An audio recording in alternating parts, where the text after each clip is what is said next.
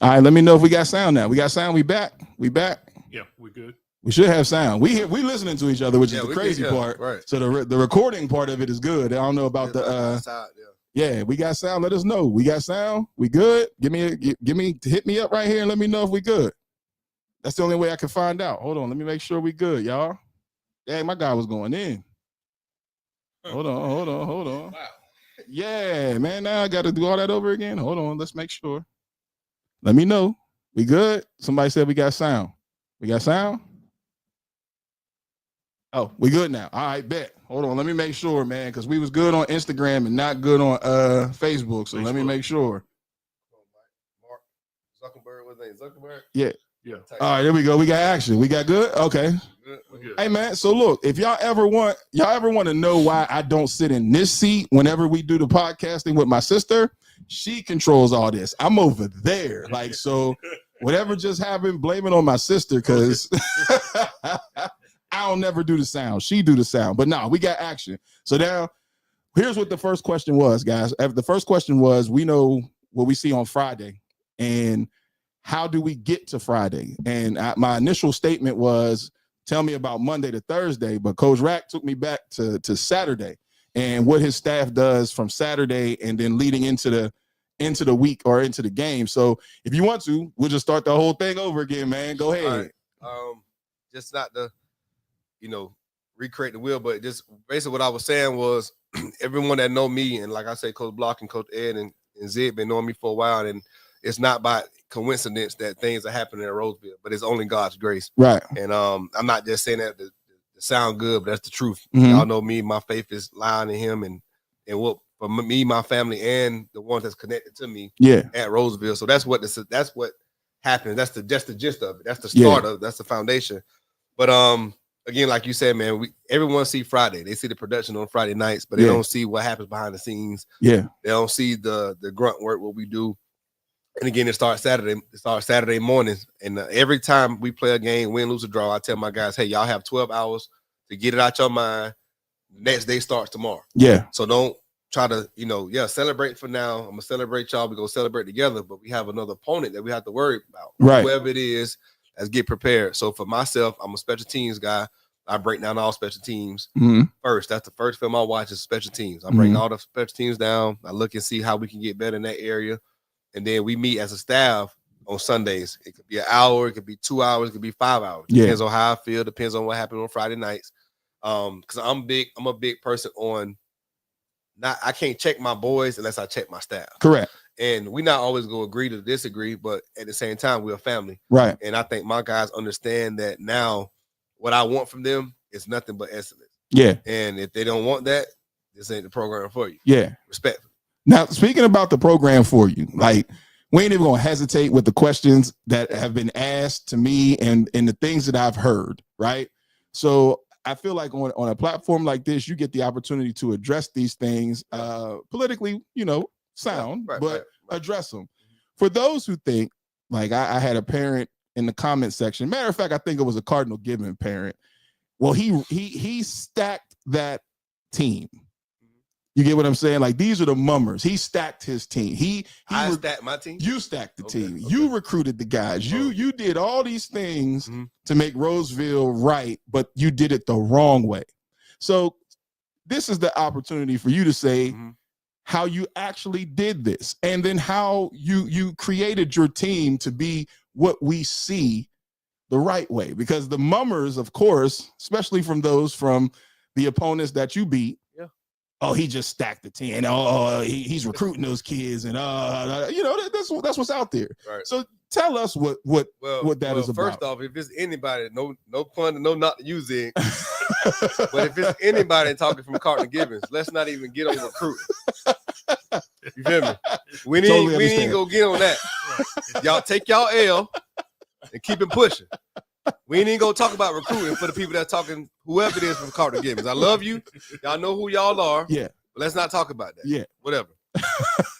But at the end of the day, those that really truly know me know I'm invested. Right. When I first moved into this area in 2011, while I was waiting to get a call from the league, I was invested. the Derek Thomas of the world, the Drake Thomases of the world. Those type of kids who I met when I first came to this area. Yeah. Jamon DeBoses. So for me, I always been the guy that was always visible. Yeah. I'm out there going to youth football games. Yeah. I'm doing my own camps and stuff like that. I'm a relationship guy. Yeah. I don't have no money to say, hey, come move over here and come be over here. Right. That's not real. Right. A lot of times the misconception is a lot of people fail to realize a lot of my boys has been with me since they was in 7th, 8th grade or longer. Correct. With the dark horses. With the dark horse or longer. Right. Carolina Bowl. Right. Right. Right. But they are Wake Forest, Roseville area guys. The worst thing that could happen in Roseville Wake Forest was when the merger split. Yeah.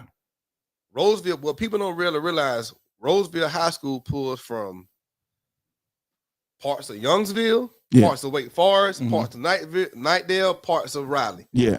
And above. I'm talking about Roseville go from 1099 East Young Street all the way almost close to the Beltline. Yeah. And then they go to the Millbrook side. Right. One thing about me, I'm always be me. Yeah. You have parents who have personally built and moved their whole families just to be in a culture, not a football program. Yeah. A culture at Roseville. They have nothing to do with me. Yes, sir. You talking? Now I know you know. So no, I'm saying the reason why I want you to get that out is because people don't understand. Yeah. When you are a coach, and coach, you can speak to this as well. When you are a coach who builds a culture, parents make a decision that they want their children in that culture. It doesn't make a difference where this parent comes, and they will make the sacrifices for that child to be a part of that culture. But let's take it back. I have not always been the head coach at Roseville. Correct. I have not always been at Roseville. Oh, so we going there? I'm willing to go there. No, what I'm saying is, what I'm saying is people fail to forget that I was once at Leesville Road High School. Correct. My first start was at Leesville. Right. No one was saying that then? No. Yeah. No. Because I can add input to that. Rack's current group of seniors, I've been following those kids since they were in 5th grade. Yeah, 5th grade with the dark horses over in Wake Forest. Used to go over on Saturday afternoon and watch them play then. Yeah. Right. And the same group of kids, the majority of them, just stayed together from that time as 5th grade all the way to now they're seniors at Roseville. Yes. So it wasn't no recruiting. No. They've been there from 5th grade, elementary school. The problem is, and it is what it is. First and goal, baby. Let's go. They see a young black male with dreads that don't look like everybody else. Oh, you jumped ahead. All right, go ahead. You jumped ahead. That they are afraid of. Yes. Again, morally, I have a family to look at. I don't care to win that bad to say I'm gonna recruit this kid. It ain't that deep. Yeah. I have to put food on my table. Correct. So if that's go take food off my table to cheat, I don't want no parts of it. Okay. At all. Fair. But the fact that they see me, and I've been doing this now this is my 2nd year going to my 3rd year as a head coach. Yeah. How is he doing it? Yeah. Yeah. Why is he doing it? Yeah. Why he's so successful? Right. Because it's God. It ain't me. Yeah. And it wasn't overnight. They don't see that I was a foot soldier for so many years. Right. We've had these conversations. Yes. Yes. How many times it's being real, bro? I called you, say, bro, I don't know if I could do this, bro. Right. Yeah. They don't see that. So the fact that they want to assume that I just wave a wand, this kid, it don't work like that. Yeah. And I at the end of the day, if a parent choose to bring their child at Roseville High School, that's on them. Yes. But at the end of the day, it better be done right. Yeah. Because if it ain't done right, I'm not risking my family or my kids that's been here and doing this hard work. Yes. For nobody. Yes. And that's right. I don't want to win that bad. I'm sorry. Football is only a vapor. Yeah. That's it. It's a vapor. Yeah. So if I want to minimize the fact that these kids that's been in my program, been raised up in Roseville, middle school, elementary school, now high school, and still choose to come to the high school now, but some other kids may trickle in, whatever, have nothing to do with me. Right. Right. I'm a name. Yeah. My name is Rainier Rackley. Right. I represent the Rackley family. Period. Point blank. First. Yeah. Yeah. Yeah. First. Yes. First, and we first and goal. Yeah. First. And if I don't move the move the yard marker for my family, Mm-hmm. I'm cheating my family. Correct. First. Yes. So my family starts with me first. Mm-hmm. And at the end of the day, before I go coach anybody's son, before I even took this job as a head coach, mm-hmm. I told the admin team and people that were trying, I said, listen, I'm the man for this job because I do what's right behind the scenes. Right.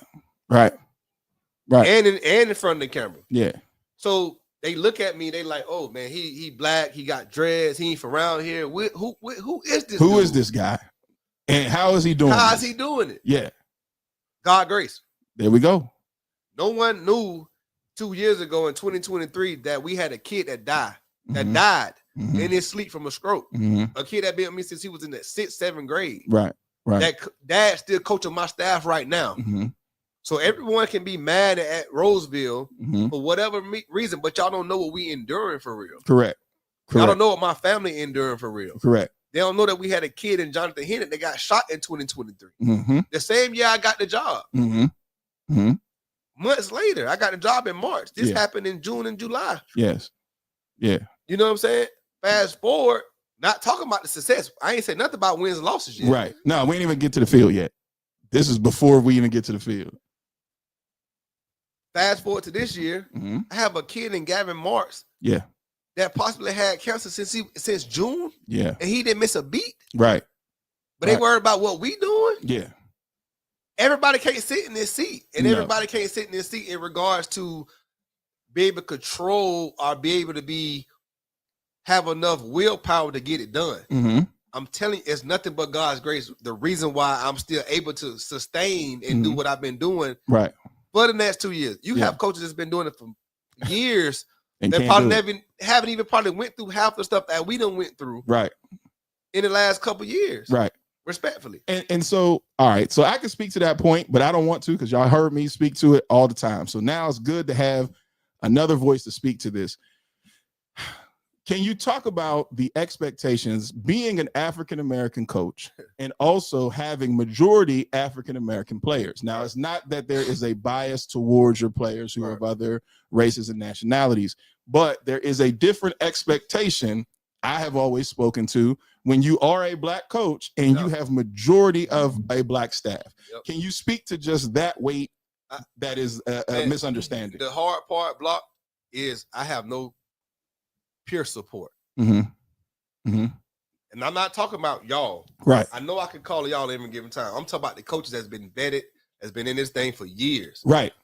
Outside of Coach EJ at Southeast, Coach Donald at Garner, and a few others in between. I don't have no support system. Correct. As a head coach. Correct. That's been doing it. Correct. So for me, they look at it like, dang, like, why, how did he get in that seat? Or how did he get opportunities or whatever? So yeah, it's hard. Yeah.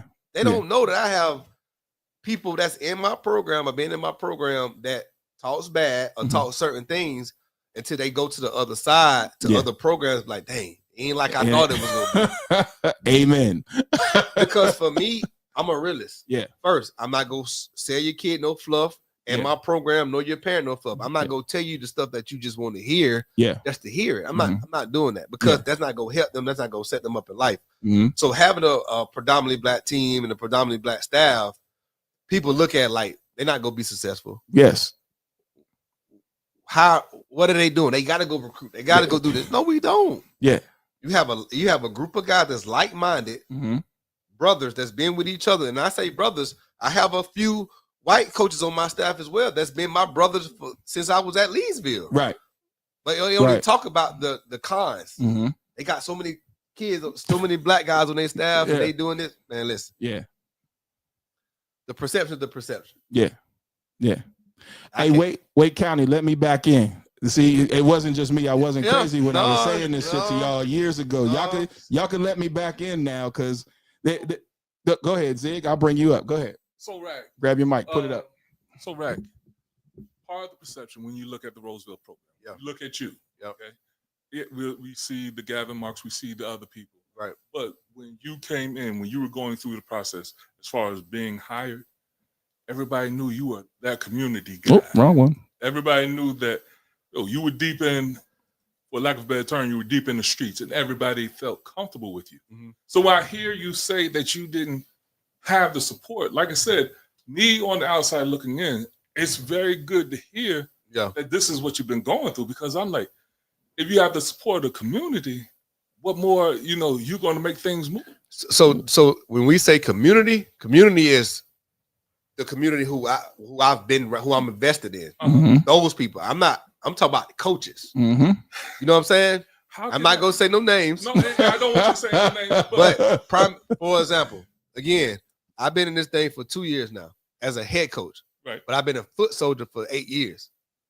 I remember seeing you on the sideline when Ryan started. So I remember you. So, and I think when I mean by support, pure support, meaning like, it's competitive on Friday nights. You know what I mean?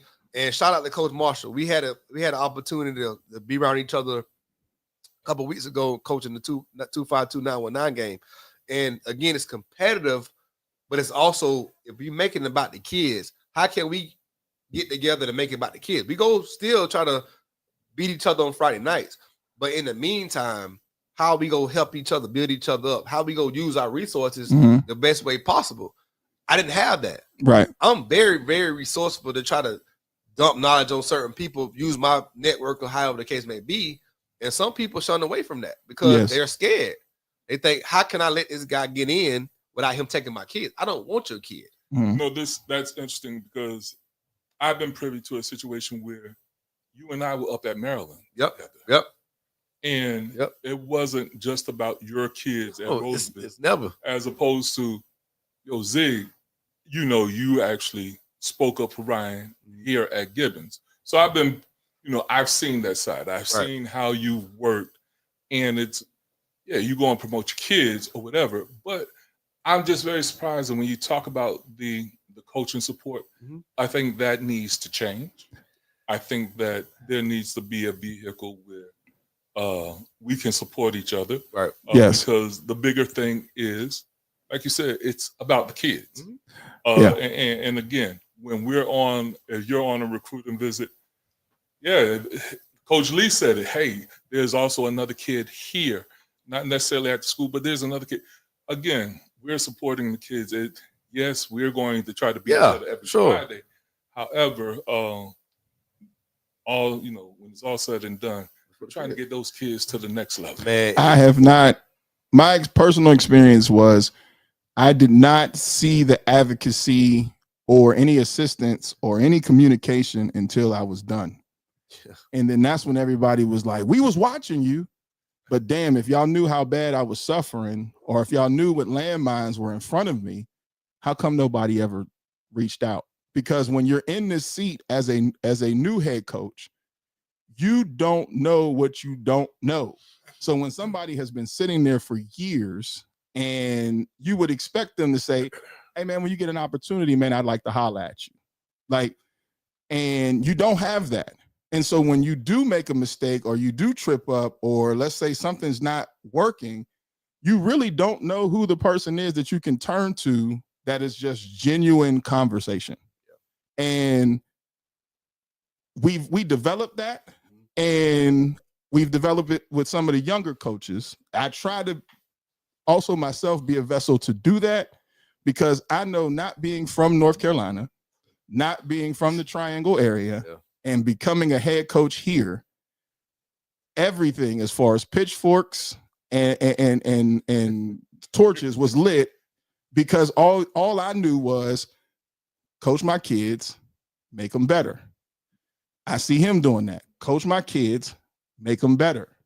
But there's so much more that people want you to, quote unquote, be involved in politically. And it's like, but this is not about coaching my kids, making them better. And it's a problem. It is a huge problem, because we coach against guys who are already amongst this brotherhood and this fraternity. You have a gentleman here with Coach Brooks who literally can help change your kid with the stroke of a pen. But how many people reach out to him to do so? I can speak on that. Not only did the bias is directed towards the head coaches, I've experienced a lot of bias as a football scout because let's be real, majority of the football scouts don't look like me. I've been to schools, they look at you like you're a ghost. I've been told that I'm not legit. I heard it. And I have told more than one media person that I have the same right to stand on this sideline and critique these players' performances throughout the game just as you do. And that's happened more than once. And by the grace of God, I stay professional, but the biases that we face because of certain positions they feel shouldn't be a scout, shouldn't be a head coach, which is good enough to be assistant coach. Yeah. And in 2025, we shouldn't have to still deal with these senseless biases, but it's still going on. Yeah. Let me share this with you because, and I'm a Gibbons guy, Gibbons dad, right? For us, every Friday night, we know Coach Wright or the Gibbons program puts out a good thing. Right. We have our fans come out there. We're out there ready to cheer, support, and do what's for the kids. When I sit here and I listen to this, it's like, oh my goodness. I mean, as a head coach, as a parent, you want your kid to go into a situation, into a program that has a strong culture, that has good leadership. And when I hear the political side and the political support, the lack thereof, that just because, again, as a parent, I'm going there Friday night. I don't see, I see my son come in after practice doing the studying and things like that. Again, it's not, I just use Gibbons because that's where I'm from, but it's across the board. Like when we talk about Enlow, you having to wash the clothes. Yeah. This, that, and other. When we talk about you, again, with all that you've been through with your team, in 3 years, again, I don't know all that. And to hear this, it's very eye-opening. And so, Rack, to what we were talking about, because all of this works as a collective. And let me be careful with my words with NIL and all that. Speaking of a collective, all this works collectively, meaning you need Ed Brooks as much as you need Coach Rack, as much as you need Coach Block, as much as you need the parent community. Amongst all this is where you start to see kids elevate out of it as a mass. You know what I'm saying? Like as a whole group instead of pockets. But what happens is when we don't connect as coaches, what happens is you just hold on to your little community. And now only my little community is benefiting from what resources I have. Now I may, if I'm cool with Rack, say, go check out a guy over there at Roseville. But then if I'm just starting out as a coach, you don't get that same level of respect where people look out for you like that. It does not happen. And so now, Rack, what my next question is now, how does that affect when you're talking about okay, now my personal movement is I don't have the advocacy that I would like to have and move. How does that affect you as far as just how you conduct business amongst the outside community? Because your community is your community. Right, you got the issues with that. But then now how does that affect you when I have to go outside of my Roseville community and I still have to do this political game? So one of the things this year, and again, I'm not a big guy on cliches and sayings and slogans and all that, but something the Lord dropped on me last year was win from within, right? And that means win from within. Like block out all the outside noise, win from within. Not win on the field from within, win from what you go through in life from within. Right.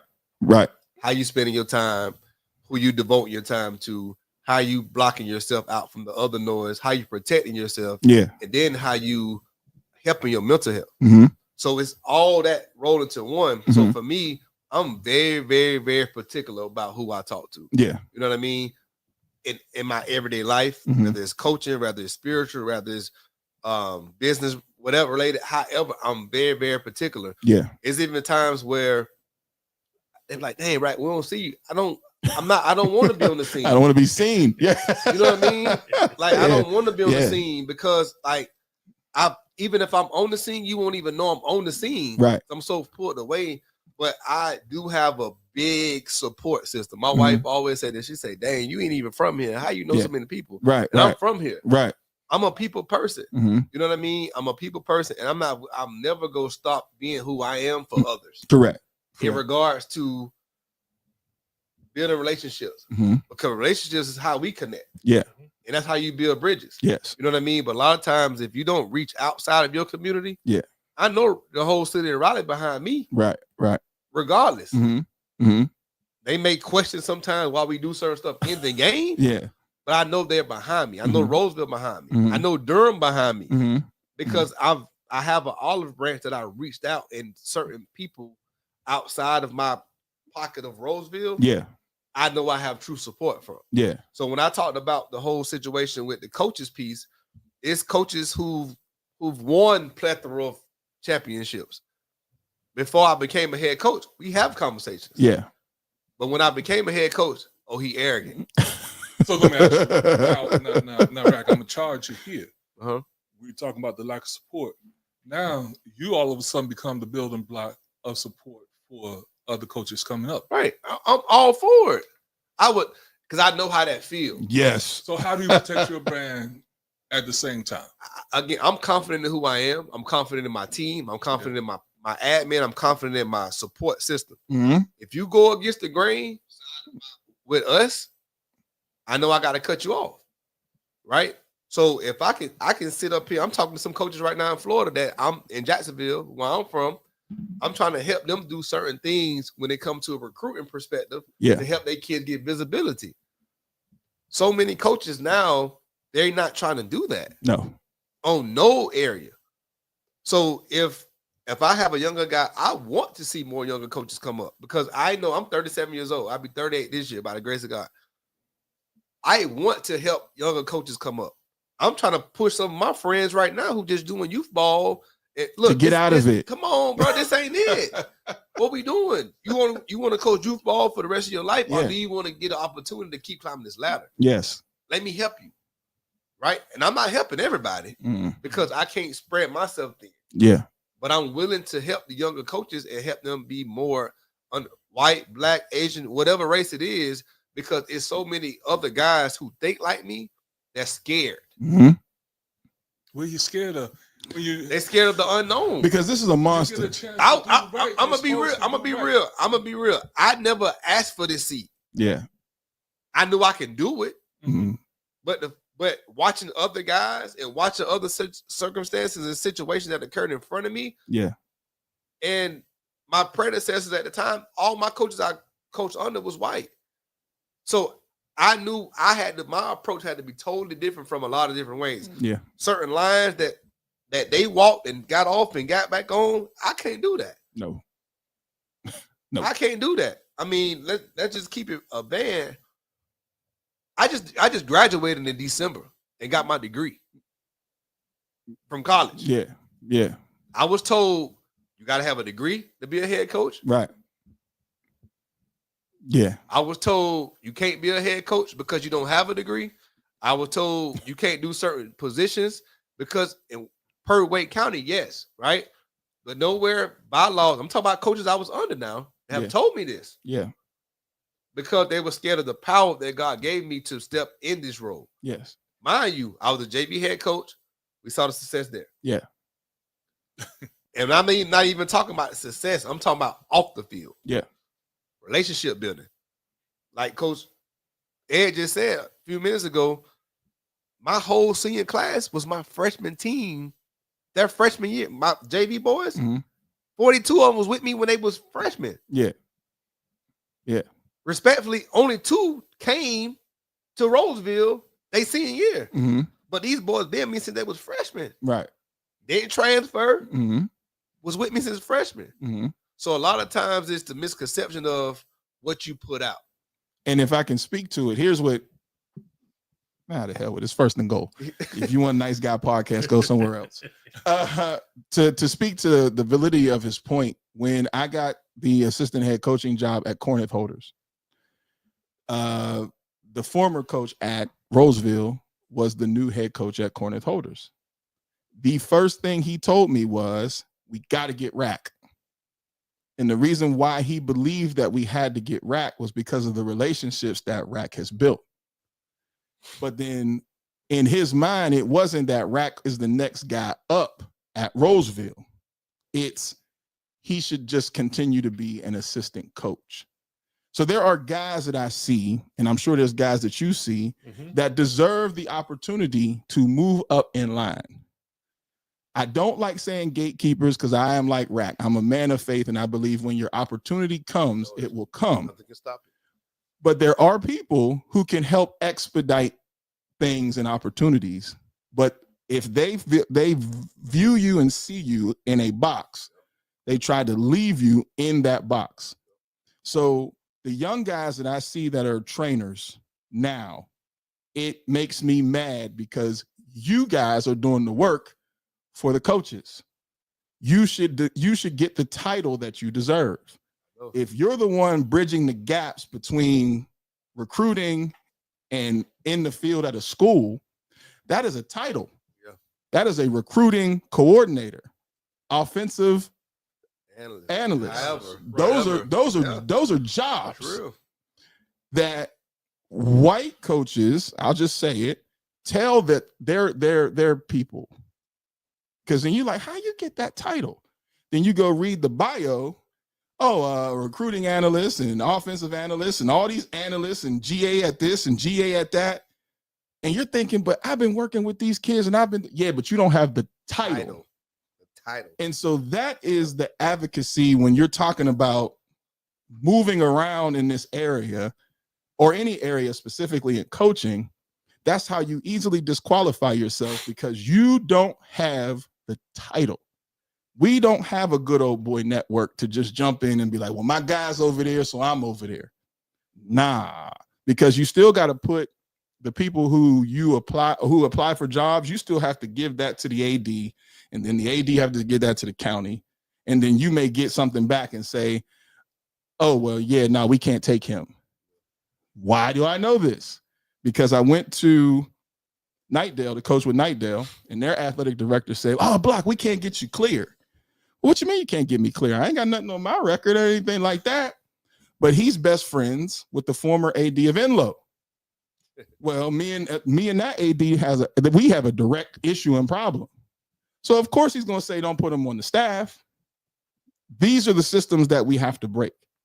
You get what I'm saying? So then what happens is this stuff carries from county to county because we're not in position to make the decisions to say, bring Coach Brooks in to talk to my football team.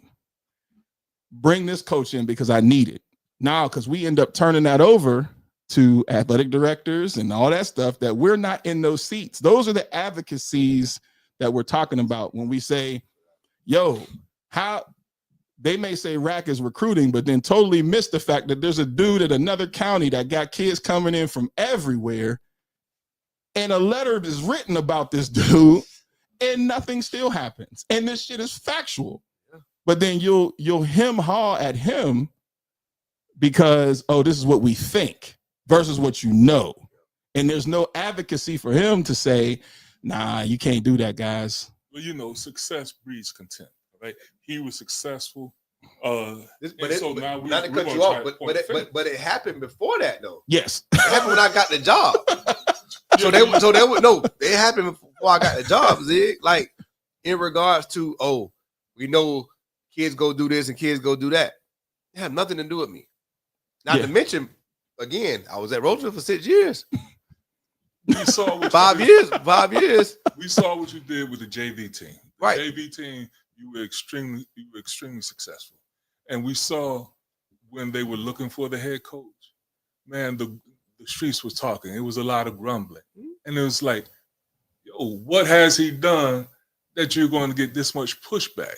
So, I mean, we heard, and that was like, that was surprising because, again, I didn't know you other than, how we already communicate.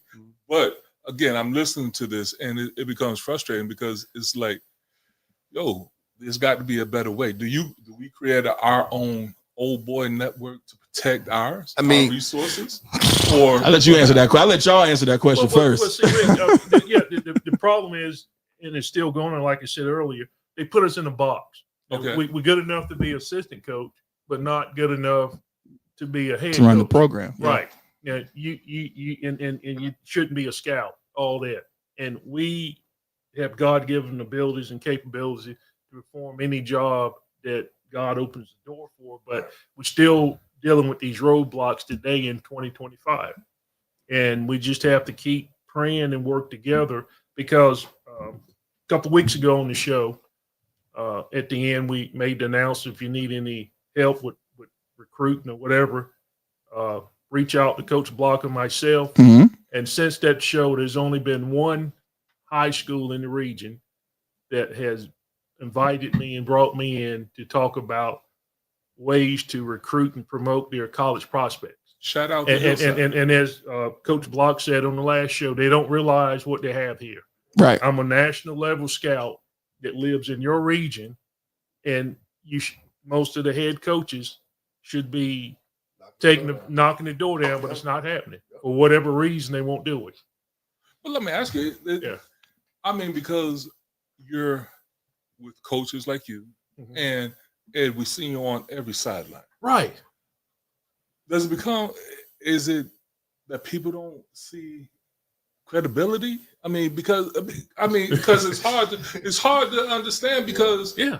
you've seen these kids grow up. Right. You've seen them so when credibility shouldn't be an issue. No, it because shouldn't be an you've issue. seen these kids Right. Like I said, hit their growth spurt. right. Early on, seen ranks seniors since they were in elementary school. Right. Seen them from that time till now, and that was a work in progress. Mhm. As they went from elementary to middle school, to high school, they got better each year. It was a work in progress. I was on the sidelines at Leesville Road when Rack was over there. Leesville Road, I think, ended up playing for a state championship. But with those guys who are work in progress, it didn't happen overnight. They started from middle school. The bulk of them, Leesville, each year they kept putting in the work and got better. Yeah. Till when they became seniors, they played for the state championship. So it wasn't an overnight success or recruiting. They had been playing together since middle school. Well, Right. to that point, Yeah. that's what you reported on as Right. far as the progression. So Right. again, when you talk about having you come into schools and having parents reach out to you and Coach Block, Right. I think that should be a far gone conclusion to, hey, let's get this Right. gentleman over. But it's not. We don't look like the people who say that they can Yeah. get this stuff done. Right. That's the bottom line. Right. You have a So Rolodex. so you can go to NCSA, and the representatives from NCSA on social media are black, but when it's time for the business to hit, They not showing. they're not They're black. not the ones that show. They're- yeah. Yeah. Personally, I've pushed so many different kids to Coach Ed. Like, Coach Ed, can you talk to this kid parent? And rather they reach out or not, that's on them. Right. But if you have the resources to give them and they don't bite, that's on them. Yeah, Yeah. that's right. And at the same time, he's been a friend of mine for a long time. He's seen me come through. I started with him at Carolina Bowl. Mm. That's He right. saw something in me. So a lot of times it goes down to him having an eye for talent, understanding talent, not just players, coaches too. A lot of coaches in this area he have gave opportunities to through the Carolina Bowl to coach and do different things. Bring your mic up close. Yep. Coach and do different things regarding next level. So it's a holistic piece with Ed. The thing I think about when it comes, and we've had conversations about, such and such, your AD didn't want me to come on the sideline. Yeah. They said currently and before when I was at Leesville. And I'm like, what? I'm like, no, let me go ahead and tell them, Yeah. this is my guy. Like, Yeah. he good. Right. A lot of people won't do that. Yeah. Yeah. You know what I mean? You'll be stuck. And the thing is that not that they don't want to, they don't care to. Yeah. Yeah. That's The the bottom difference. line. And it becomes tiring though. You become weary. Hey man, y'all just do this because I done said this before, and it feels good to hear somebody else say, "Hey man, y'all got it." Look, you become weary. You know what I mean? You get weary. Yes. Like this is, and real talk. Last year was probably the most weariest year I ever had. Coaching. Went to the state championship, had success off the field, on the field. For some, it still wasn't enough. I was weary a lot last year. Before Gavin was diagnosed with cancer. Slide back in. Before Gavin was diagnosed with cancer. Life stuff happened. You know what I mean? But people only care about what you can do for them and what you can do for their kids and how you go help their kids get this and help their kids get that. And now it's combative. Now it's, but you get tired. Because guess what? What good I'm doing if I go home weary and I'm giving myself half to my family? Yeah. And it happens. You know what I mean? And you slip into it. Like what he's saying, there would be times when, and you've met him, Coach Kennedy and I, after wins, we just sit in the office like, damn, it feel like we lost. Like we lost. And everybody else is cheering. Yeah. And I mean, I'm actually on record saying, y'all cheer, we go to work. Yeah. But you sit in that office after a game and you're just like, damn. And now you got to go home at midnight, maybe. Right. And I not to cut you off, Block, no, go ahead. But real talk, we played the state championship December 20th. I'm just not recovering. I bet. In regards to not the loss, the season. Yeah. You know what I mean? Like, and to think about those 40 plus seniors that I've been with since they was younger, that took a lot out of me too. I legit got sick. Like sick. You know what I mean? And my wife was like, you've been going. Mm-hmm. You've been going. But it weigh on you, man. It weigh on you because your heart pure. You know what I'm saying? And when your heart's pure and you want to do everything the righteous way, not the right way, you still get persecuted for doing it the right way. But I shout out to my principal, shout out to other people who have told me this. You can't please everybody. That's right. That's true. You know what I mean? You have a nucleus of people that's going to support you when you're good. We're going to have a nucleus of people going to support you when you're bad, when you're down. But you can't please everybody. Right. So I think I weighed myself. I think I stretched myself thin a lot last year, and it became weary. So I see why coaches of color, or even coaches, period, it feel like, dang, like I've been doing this for so many years. I'm tired. It's year 2 for me. And I got weary. Not because of the hours, not because of the win-loss column, none of that. None of that. It was the people. Mm-hmm. It was the people. Mm-hmm. Wow. You know what I mean? Like real talk, it was the people. And a lot of times my wife had to pull me back. I had to pull her back. Like, no, we good. We all right. Yeah. You know what I mean? And I'm not saying that I know I'm built for this, but heavy is the head that wears the crown. If I didn't feel like I was in this seat, I would have resigned last year. Mm-hmm. That's true. When these players stuff happened, when my player got shot, my player passed, everybody can't sit in their seat. And what I mean by it is I had maybe 2 coaches reach out to me in the last 2 years, giving more support when they heard that. I had 2 coaches reach out to me this year when Gavin got diagnosed, and one not even in this area. Mm-hmm. Shout out to Coach Brown at Grimsley. When he found out, this man called me. Hey, Rack, I'm praying for you, bro. Let me know how I can support you. He ain't even around here. And I'm getting chills even thinking about it right now that it's people that's been around me and my guys that claim they support us, but do you really support us? I've seen where you know what I mean? You had the football player reach out to Gavin. Oh, the Saints guy? Yeah. Yeah, shout out to Spy for that. To that point, I think that when I hear you talk as far as you getting weary, I think that you also give so much of yourself off the field, and that's a testament to your character. Yeah, because I'm gonna do that regardless. You know what I mean? Well, that's what because not just my kids though. Mm-hmm. Right. Oh, right. And I got kids on my phone right now. Coach, can you push my tape out? Can you help me? I ain't never coach them down, but the resources I have, what good is it me if I gatekeep? Mm-hmm. Mm-hmm. I know what gatekeeping feel like. Mm-hmm. You know what I mean? But even go back to what I ain't trying to we bouncing. But going back to what you said, and even when I was at Leesville, and I hope some of my old Leesville people on here now, that senior class when we went to the state championship in 2019, wanting to quit. Yeah, everybody. That's when y'all played. Who y'all played? Chambers. They wanted to quit the season. We had a particular person, a particular coach come in, took over the program, and the players are having meetings with the coaches and saying, look, we don't trust none of y'all but Coach Rackley and a few others in here. At the time, I was just a running back coach. I was just a JV coach. And my pastor told me this a couple of years ago. He said, you got to understand your purpose and your call. So now I'm reflecting. I'm going back, thinking about certain situations that occurred. I even took me back to that moment. If I would have told these boys, yeah, let's leave, let's go somewhere else. What kind of example is that set? Right. One of my seniors, David Son, at the time, mom was diagnosed with breast cancer.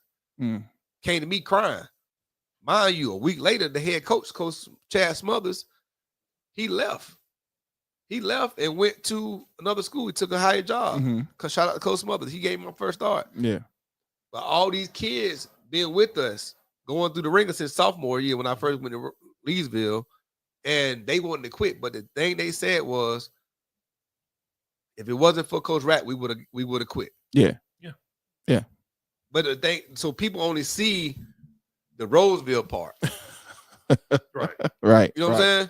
Right. They only see the Roseville because I'm in this seat. Right. They want to talk about the people that came to Roseville before I got to before I was at Roseville, before I took the head coach job. Yeah. They just see that I'm in this seat and like, dang, how he getting all this success? Yeah. What he got? What he doing? Yeah. And it didn't happen overnight. And like I said, from my perspective as a scout, you know, I have an eye for talent. It's like, Rick, you can attest to this with your son. Your son and the two clock boards. My first media to scratch out the sentence on those three guys. Folks said I didn't know what I was doing. They don't have any talent. Now look at today. All three, your son and the Clark boards, all three Division I prospects. Your son is currently at a Division I program. One of the Clark brothers is at a Division I program. The other one was a 4-star defensive lineman, national prospect. Right. But when they were in middle school, they didn't want to hear you. Didn't want to hear me. Didn't know what I was doing. I remember that.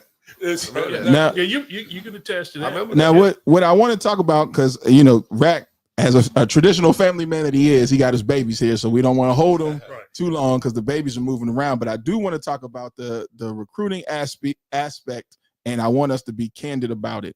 And the reason why is because I seen a parent post just before we got ready to go on. Yo, this recruiting scene seems fishy. Something's in the mix. So I'm going to start. It's not fishy. The recruiting scene is very clear and cut. What makes it fishy is lofty expectations. You can look at your child and you can tell your child, if your child fits the mold of the schools that are truly offering him, or why he may not have been offered, just by the roster that the current coach already has. If you don't fit the measurables that are currently in front of you, then that means you must have to do something extremely exceptional to be able to be the one that gets the shot just because somebody's going to take a shot. This is clear cut. A lot of the offers that you see are not offers, they're interest. Somebody's saying, hey, we're interested in you. Let's see what you got. But you still got to do film. You still got to get grades. You still got to play in the season. There's so many, and still you have to. And even if you do all that right, that still does not guarantee that paperwork is going to be emailed or faxed to you on signing day. So for me, I have to consistently tell parents, and you do too, and you do too, and then we have a parent on the other side that can actually speak to it. Stop believing what you see on social media. Please, bro. Please. What you see on social media is not real. Please. The more that you believe in social media and dismiss the people who are right here in front of you that say, I don't know, you are not only setting yourself up, you're setting your son up for a major disappointment. Before I let the other gentleman speak, just like Coach said, I am listed as a NCAA scouting service, meaning I went through the process to assure that I can say this person on this list is valid here and hand this list over to universities directly. This ain't no rivals.com, none of that stuff. Right. Literally, I can take a person's name and hand it over to a coaching staff, like a whole list of kids, and say, here y'all go. And now because of that, they'll look me up. Oh, he's NCAA certified. He's done the process to assure of it. So when I tell you this, I am not hating on your children. I'm telling you based upon my personal experience. Oh, and I happen to coach college football and a head coach. And the list goes on and on and on. But I will watch you guys time and time again go to camps that are not even legit and believe in what other people are saying to you. I'm going to get off my soapbox because I'm telling you, and we'll end it the same way we end this show. If you need help, come to the people who know what they're talking about. Amen. Not the people who are going to just tell you what you want to hear. So now, Rack, I'll start with you, then we'll come to Coach, because people are coming to you thinking that you have a magic wand at Roseville. Can you explain at least the conversations that you have with the college recruiters that come in, and then how the process works? So for me, you know, I have some top tier guys, respectfully, and I tell my guys that, hey, look, you only can go to one school. That's it. Go visit them, go show them. You know, if you're interested, whatever. But ask these questions: are they committable? Can I commit to you right now? Some may, if they start, let me get back, it ain't real. Yeah. You know what I mean? But at the same time, a lot of the offers that are, I can't speak for other places, but a lot of offers that are coming through Roseville are legit because I have some top tier guys. Right. But I also have some situations that I have guys that can play on the higher level, right? They may not have a lot of buzz yet, or things like, it's okay. Right. Everyone's not going to be in the same room. It's not. Right. So everyone see the success that we're having off the field and on the field. Oh, I got to get over there because everyone get off. It don't work like that. It don't work like that. Because one thing I'm not going to do is I'm not going to say you short as a parent or your son short, because everyone is not going to be able to be in the same room. Right. Y'all looking at a guy who went JUCO, NAIA, D2, and still had an opportunity to go play professional football. Yeah. Everyone room is not the same. Yeah. So for me, a lot of the coaches that come through my school is coaches who recruited me in high school that I had relationships with, right? Or I met them through other places. Yes. So a lot of times I think the perception of it is, oh, why all these kids at Roseville getting all these offers? Well, I have a kid that's 6'6", 235. That's a 4-star edge. Yeah. I have a kid that's a Marquise Bryant is a 4.5, probably gonna be a 10-star safety one day. Yeah. I have a kid in Gavin Waddell. I have different kids. I have different kids that bringing guys in. Right. So now for me as a coach, it's up to me to put, hey, what's your recruiting list? This is my list. Yeah. But show me your list. Right. Who do you want to see? Who was offerable? Right. Don't waste my time. I'm not gonna waste your time. Yeah. I might go pull a kid in here just so you can shake his hand. Yeah. We're not doing that. Right. Right. Because that's false hope. Right. So a lot of times, and I've had conversations with other kids and other parents about, why they didn't get a chance to go talk to this coach and this coach, because they wasn't offering them. Correct. If I put a kid in the room, and if I put a kid in the room and everyone else in that room get offered and you don't get offered, how you gonna feel? Right. That's demoralizing. Yeah. Yeah. So now I gotta build you back up, and I'm like, I'm not gonna do that to you. Yeah. Just because you're not in that room don't mean you can't play powerful ball or D2 ball. Right. It don't matter. Have an opportunity to go get an education. Yes. And then go play ball. Yes. If that occur. Yes. But I think the social media thing, man, Woo. is so fake. It's and fabricated that is like, you know what I'm saying? Like, I even sometimes don't even want to tell my boy, don't even post today. Yeah. Leave it. Just take a break. Just take it. You got an offer, cool. Put it in the bank, save it for later. Yeah. Because I gotta protect my guys too. Yeah. Because it's a lot of people that's around them that's not happy for them. Mm-hmm. Oh yeah. Our parents. Yeah. They feel like they can have the same fame and same opportunities. It don't work like that. Right. And I think that's also become weary. Yeah. Too, because it's like I'm trying to put you in position. I had a recruiting meeting last spring. I had 80% JV players. Yeah. Not that many varsity players. Yeah. But then you want to say why my son ain't getting recruited. When I have the resources that I'm giving you, I can't do it all by myself. Right. But I'm giving you the resources. I'm telling you what camps to go to, what not camps to go to, how to get seen.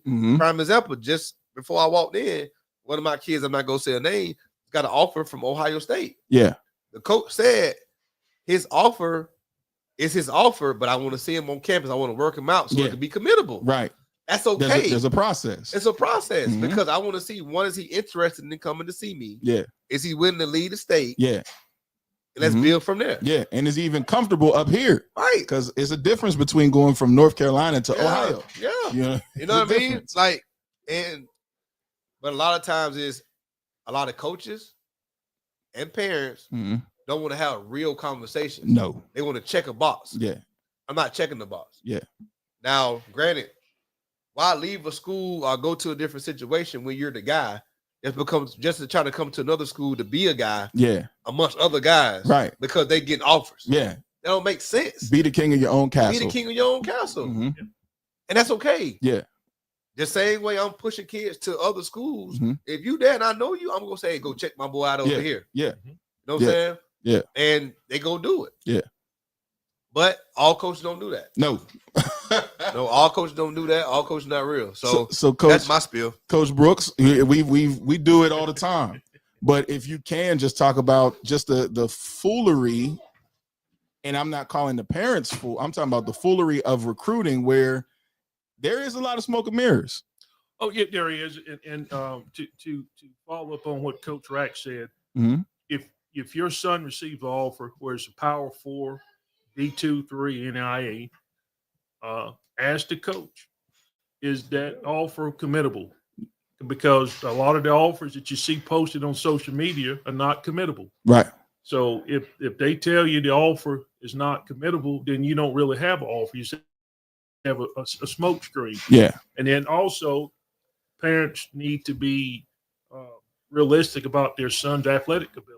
Yeah. If you start out and say, you're thinking your son is a D1 prospect, you played a couple of years of high school football, you don't have any D1 offers, then it's time for the light bulb to go off and have a discussion with your son. What's my next step? What's your next step, which should be, I'm open to D2, D3s, other schools, and accept what you get and not get locked. Don't get locked into one level. Right. That's not working out for you. Right. And so many kids I know are in that situation now. They're locked into one level.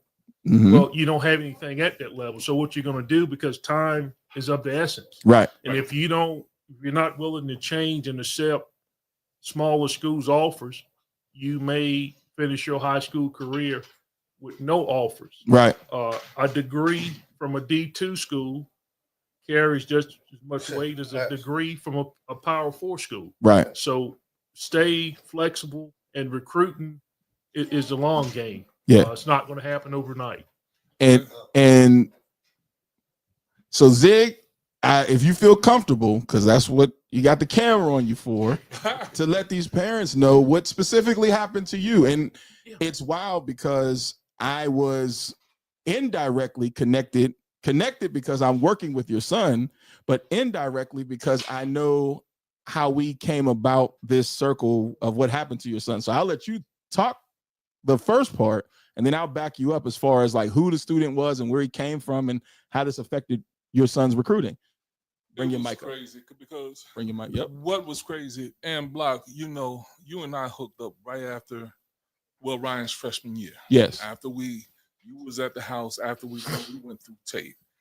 I was like, what's going on? I said, how do we even get on the sideline? Because I had the misconception that when you see all these kids or athletes on the sideline, that they are being offered, they are being recruited. Yeah. I know what my son had done throughout the season. I know the type of player he was. I was like, nothing's happening.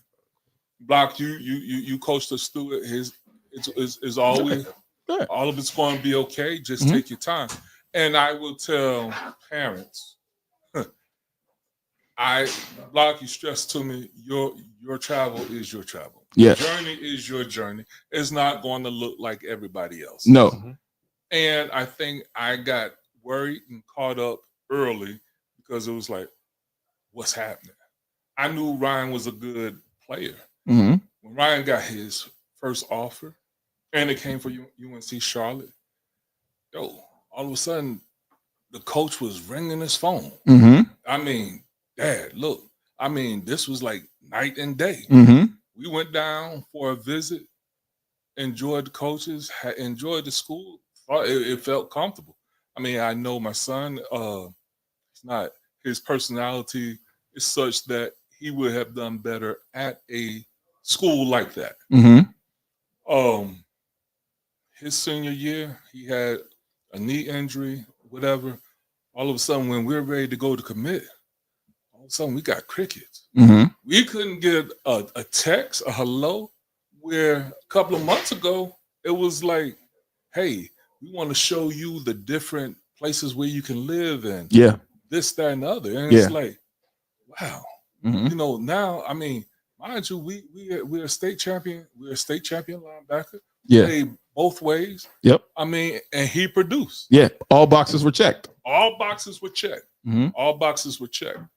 All of a sudden, everything went ghost. It was like, what did we do wrong? And for parents, it becomes very frustrating because that's your child. You have these grown men building relationships with your child, and then as your child, how do they handle it emotionally? Because they didn't do anything wrong.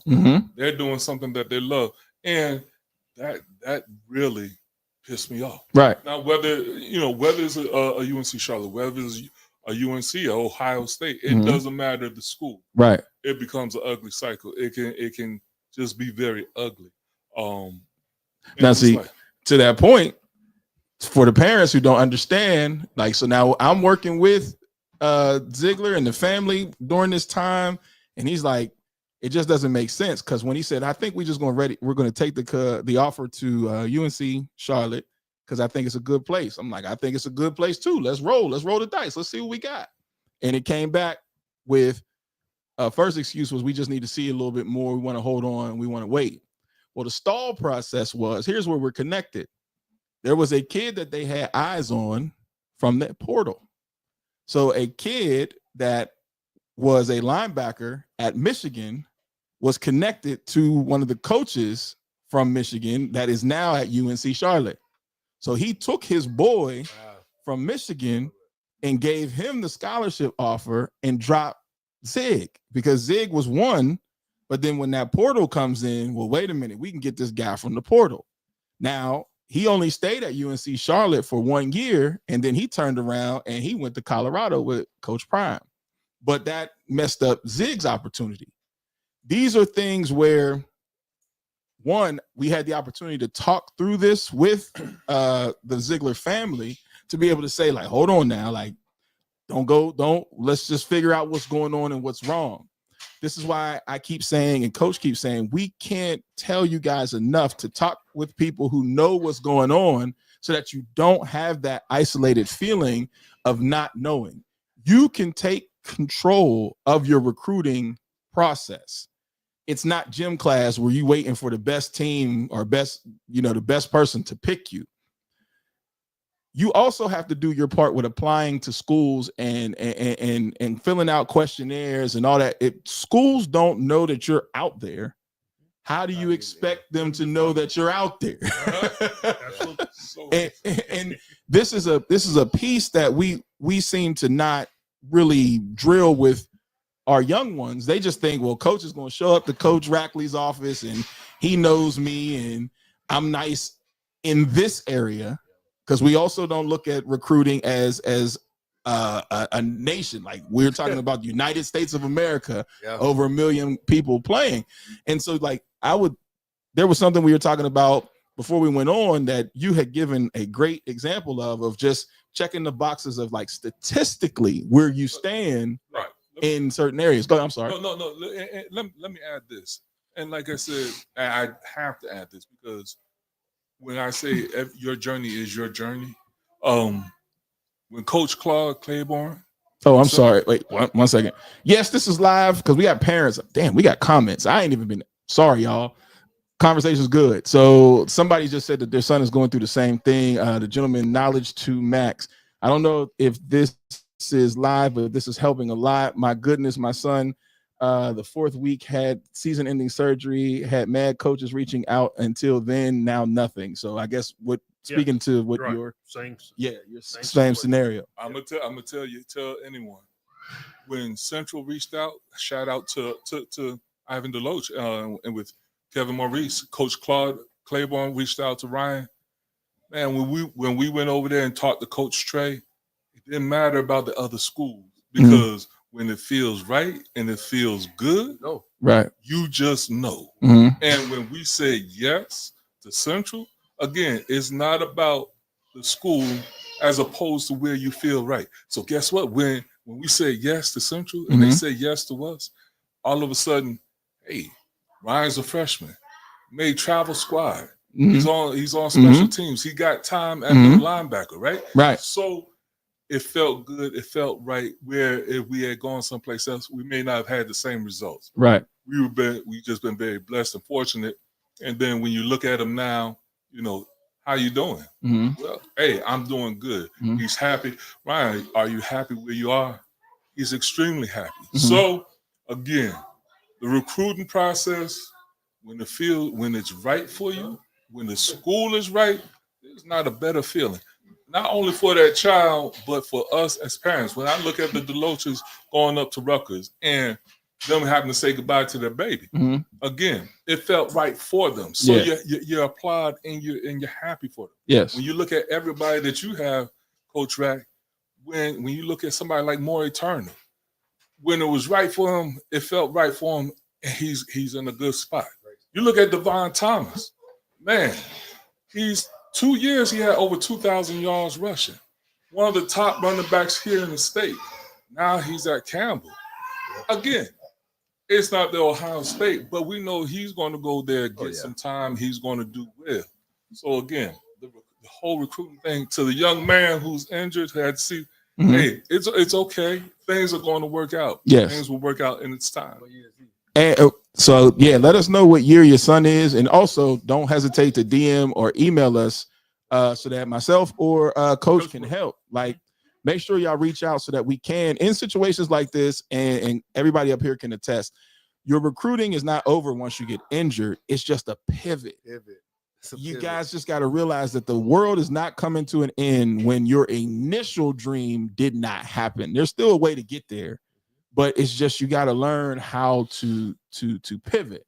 And Coach, you know, if you want to speak to that, because the one thing that I say all the time, I get the opportunity to learn from a head coach's position. I've been there, a college coach position as a recruiter, and then now I'm in your arena where now I'm scouting. And this is a totally different lane because you get to see so much. Right. And so many people are misinformed because now you have to open up that lens of, hey, man, you're a dope receiver here. Right. But then when we cross over to South Carolina, there's about 3-4 of you over there. So if you could just speak to that and letting parents kind of give them your point of view on like gauging talent. Well, I gauge talent, look at kids, see what level they can play on, whether it be Power 4, FCS, D2, 3, NIA, and make a determination. And I give my input as to what level I feel they could play at, because we have some kids that may have some P4 interest, but they're legit FCS athlete. They would benefit by going to the level where they could automatically have the opportunity to compete versus going up, right, and you become a practice dummy. yeah, And for the kids that right, that get injured and the recruiting interest stops, you need to pivot. Whatever school or schools that were actively recruiting you and you got injured, I would need to know if they know the extent of your injury, rehab recovery period. mm-hmm. Well, if that's, then you need to look at the next level of the options, because need to know when your expected rehab is to end. And then we look at other options of schools that will be willing to offer you once you have recovered. Yeah. So it's not the end of the road that you get injured, that your chances of playing at the next level is over with. There's been a multitude of college prospects that get injured and recover and have a successful career at the next level. But you need to reach out to people like us, and we can help you work through that process. But don't give up. Yeah, there are other options. And so because we've been at this for a minute, so I'm gonna let Coach Rack kind of close it out, because we have been all around as far as just giving y'all some information, because you try to get as much as you can out so that you guys can process it, chew it up, and then hopefully talk to us about what it is that you've heard. So Rack, when you have the success that you're having and you see a kid, not necessarily a parent, but a kid who wants to, I want to go to Roseville. You get what I'm saying? Like, in my mind, I want to go to Roseville. One, can you tell them what they're getting into? Because I think some people just think it's just easy. Let me go over here and let me just play, what they're getting into. And then two, the importance of not bouncing around from school to school because of film. Yeah. So I'll be honest, sometimes I don't even have those conversations. Yeah. Even regards to, I mean, there's been instances where kids just show up. Yeah. I'm like, who are you? Yeah. Where'd you come from? Like, yeah. For real. You know what I mean? Like, who are you? You know, but the thing is, like, I think for me, like, helping changing the culture, it starts with, you know, making it competitive. Yeah.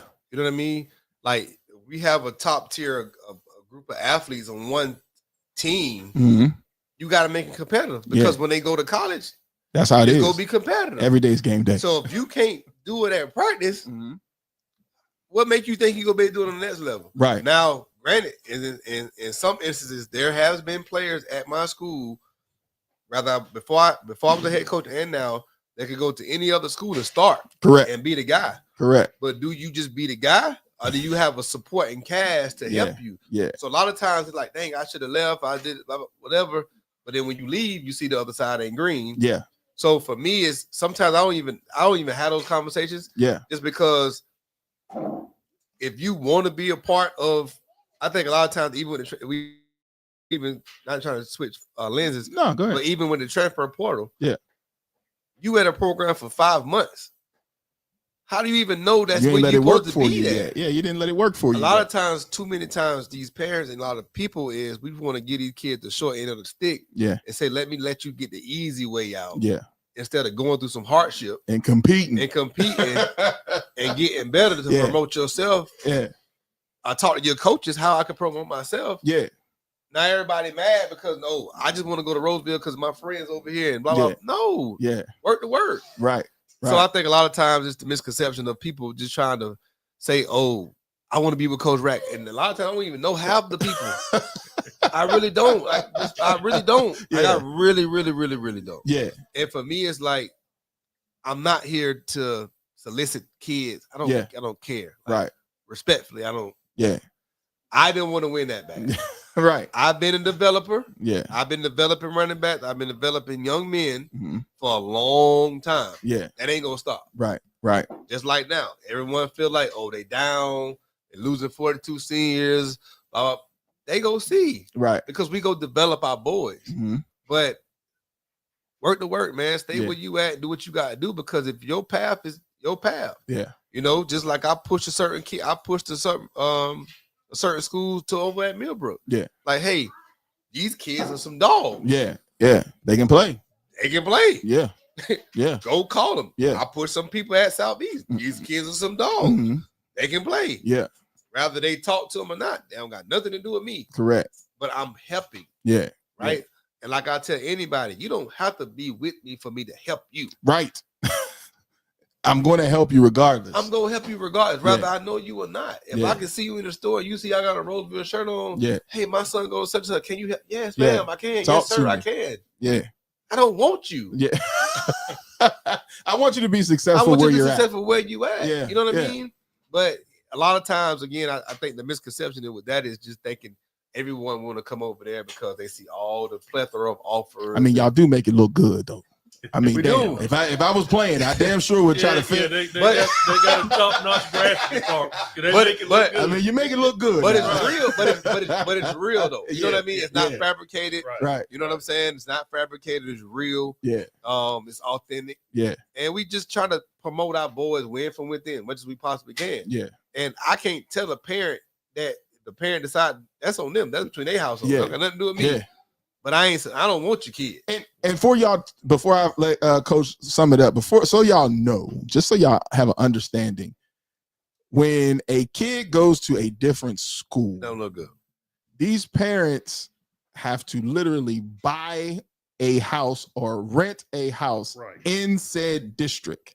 Like, there is a process that goes into transferring, because literally there are people in the office that are just solely there to tell you he's not legit. And guess what? I'm gonna support it. Yeah, like, so I'm gonna support it. Before you even get to Coach Rack or your head coach at your school, before you even get to any of that, there's a whole department with administration that you have to get to even be considered. And there are parents, and I've said this all the time, and I'll continue to say it. There are parents who will sacrifice for their children and pick up and move. Like that is a reality. I've seen it happen numerous times, especially if they feel like their kid is going to get an opportunity or something on the other side, they will do it. But even if a coach, not saying Coach Rackley does this, but even if a coach was to try to recruit a kid, there is a whole damn process before a kid is allowed to even show up, practice, and play. I mean, I promise you guys that. So some of you parents that just think like, oh, he's just telling this kid, get that off y'all mind. Don't do that. Don't do that. And it's been grown men, it's been people anonymously reported our school for stuff. Yeah. Yeah. And they get mad when stuff don't come back because we legit. It's been people we've heard. I know. Oh, we got a question. This is a football question. So a question from a dad, the guy whose son got hurt. Okay. He said he's 12th. He's the 12th cornerback in the state. And from what I was told, he will be going up again. He will be going up or starting in July or August. I'm sorry. He'll be clear in August. They thinking about moving him over to safety from corner because he loves to hit. Should he do it? What? I mean, we need some more. We need Need some more more meat on that. Yeah. What is he like? What year? Where is he? So he's a senior. He's a senior. He's going into his senior year. Oh, so he plays cornerback. He's a junior now. He plays cornerback, and they're thinking about moving him to safety. Should he do it? Yeah. My thing is yes. Personally, myself, I had a cornerback who NC State, UNC wanted to see him. He played corner for me, but the school they said we need to see him also at safety. It gives them more film and more versatility, because really now in college, a DB, you need to be able to cover everything, because tight ends and everybody else are going in routes. So you got to be able to cover all the field. So if people are saying they have enough film at him at corner, then they want to see him at safety, let them do it. The more film, the better. Y'all weigh in on that. Oh, yeah, I agree. If you can play, DB needs to be able to play or should be able to play corner and safety. You're more valuable as a college prospect to be able to play both defensive secondary positions. So, yes, I recommend your son or suggest your son play his senior year at safety and corner. Yeah. It's invaluable. And for, once again, high school coaches, parents, if you have questions of recruiting related questions, summer camp, prospect camps questions, feel free to reach out to myself, Coach Block. We're here to help. We will help. And then the last thing that I didn't want to let you get out of here without talking about, because we film and all that is important. When you see a student athlete who has maybe gone to 3 different schools in 3 years and things like that, how does that impact his film when colleges are looking for him? You don't get a real good feel of the kid's athletic capabilities because he's been 3 different schools. No 2 schools film alike. He may be playing different positions, and then it doesn't show. It shows inconsistencies. You here, there. You need to stick with one program so we can see a progression from your sophomore year, your junior season, your senior season. But if you plan all 3 years at a different school, we can't see the athletic progression, which, in my opinion, hampers your final evaluation as a collegiate prospect as to what level you could play at. All right. So you benefit by, staying put. Staying put. So then, baby, we want to let you get out of here. Hey, man, you want to bring your babies on? Let people see the babies, man. Bring them on. Come here man. real quick. Come say hi. Both y'all come here. Come on, say hi. Come say hi. Oh, now y'all want to be shy. Come here. So when he says he got a family to report to, that's come on over. It's okay. So this is when you guys are ridiculing a coach on the sideline and all that. He's a family man too. So Coach, go ahead and take us out, man. Some final words just for parents and all that other stuff. Yeah. Oh yeah, she's shy. She don't want to do it. It's okay. It's all right. My daughter does the same thing. Say it, what'd you say? So just some final words for parents and all that stuff when we talk about just this whole process of recruiting and just moving forward and students that are down on themselves. Just give them some final words of encouragement before we get ready to get up out of here. What's for you is for you. I mean, as simple as that. Just like Mr. Ziegler just said, like his son's situation was different from a lot of others. The perception and the expectation they had thought it was one way, but God said something different. But for me, it's just stay the course, because if you just like if as a parent, as we all have homes, mm-hmm. you could go look on your neighbor's back door in their yard and see that they have a nice patio set to you. You go try to figure out how can I get that? Yeah, that's what's happening to our kids when it comes to recruiting. So don't let that. Stay off social media. Please stay off social media and just use your resources. It's a plethora of people that's willing to help. Yes. And to get you noticed. And to think about this now, realistically speaking, have those hard conversations with your high school coach. Have those hard conversations with your high school coach when it comes to recruiting, because I left for school today and they said they only go take 1 or 2 positions. I mean, 1 or 2 kids, whether it's high school or portal, at that position. Out of the whole United States. Everywhere. That's tight. You know what I mean? So now we got to put in perspective, how are you separating yourself? Right. You know what I mean? I can mark you and put a tutu on you and make you look good. Yeah. But it's how you separate yourself on the film, at camps, all that. And also, too, not to mention, ahead. If these coaches are asking you guys to come on campus, I don't know everybody's financial situation. Go to campus. Go to campus because they want to see, are you interested in our program for real? Yeah. Or you just want to offer? Yeah.